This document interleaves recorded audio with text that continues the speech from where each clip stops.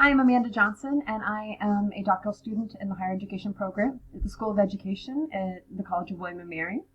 This video will highlight aspects of my assessment plan of learning outcomes for EPPL532. EPPL532 is the educational policy course. It's a required course, in fact, for all education, PhD, and EDD students at the School of Education. I've selected EPPL532 because I will be co-teaching this course in the fall with Dr. Eddy as part of my university doctoral internship teaching course. So these are the 3 learning outcomes that I've selected from a pre-established syllabus. These, in fact, are not the originals, the outcomes from the syllabus. They have gone through some pretty heavy editing, but they are the final outcomes for this assessment plan. And all 3 of these outcomes are to be understood that upon the completion of the course, students will be able to do these 3 things. So basically, students will be able to demonstrate proficiency of these 3 areas through 3 assessment techniques that I'll discuss later in the video. But anyway, the 3 outcomes mainly get at the idea of being able to analyze and talk about policy to the general public, and to come to a point where you're able to understand whether educational policies actually solve the problems that they were designed to address. Orthogonality is a concept that learning outcomes in a course can later, or rather can be sort of linked to larger outcomes of a program or school or to the real world. All 3 of the learning outcomes that I have selected and have revised are related to the higher education program's outcomes.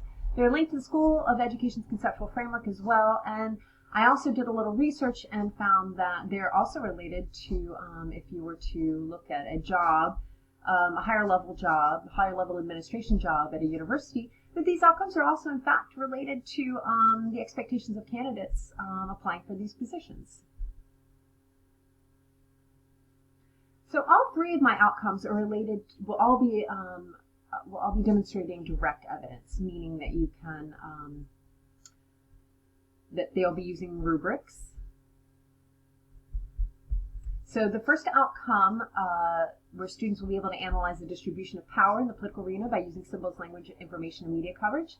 Students will be creating a reflective journal throughout the semester, but in order to assist students in creating this reflective journal, and this in fact was one that I chose specifically because I had trouble with this assignment in the course, was that we would use a rubric to help students get to being able to analyze these areas within the policy field. The next one is a policy brief, and this is basically taking a larger, or rather students will be able to deconstruct different policy arguments and perspectives regarding education by describing a current educational problem issue to the general public. This is a very important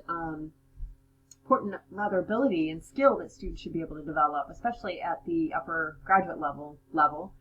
And so basically, students will be selecting a policy problem. They'll consider a range of potential alternatives and make an argument for why one alternative should be preferred. So in this course, we'll be providing an excellent example of a policy brief in the past, and also a rubric to help students develop their policy brief. Lastly, students will be analyzing cases of policy making by choosing 2 research articles and then annotating them. And we'll support the annotation with also a rubric to help students meet the expectations of the professor. Lastly, let's discuss sharing and application of the assessment results. I anticipate Dr. Eddy being my main audience for my assessment findings. Hopefully the assessment findings will help improve her practice in the future. I also anticipate giving sort of, linking student proficiency to student grades and past assessments.